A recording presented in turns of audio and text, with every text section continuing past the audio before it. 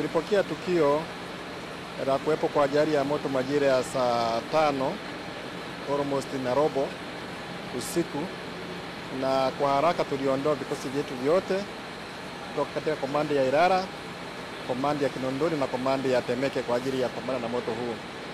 Ndugu waandishi wa habari, kama mnavyoshuhudia, tumeshadhibiti kwa asilimia almost 99.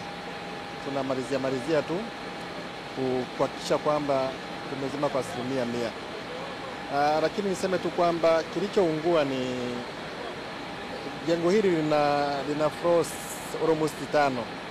Floor ya kwanza na ya pili ni maduka kama mnavyoshuhudia. Floor ya 3, ya 4 na ya 5 ni walikuwa wanaishi watu, makazi ya watu. Na kwa juu kabisa kulikuwa na store ambayo inahifadhi vipodozi, perfume, na ndiyo iliyoungua. Japo kwamba haikuungua yote kama mnavyoshuhudia, ni sehemu tu baadhi imeungua. Kwa kesi ya majeruhi, hatujapata majeruhi yoyote hadi sasa, na nishukuru Mungu tu kwamba tunaendelea kuzima vizuri na tunamalizia kama mnavyoshuhudia. Kwa sasa, ndugu mwandishi wa habari, hatuwezi kujua chanzo cha moto. Kama unavyoshuhudia, tunaendelea na operation hizi, ila tukishamaliza tutaanza kuchunguza immediately baada ili tujue chanzo cha moto ni nini. Nafikiri ni wananchi kuchukua tahadhari, kwa sababu ukiangalia matukio mengi ya Kariakoo, hatuwezi kusema hujuma.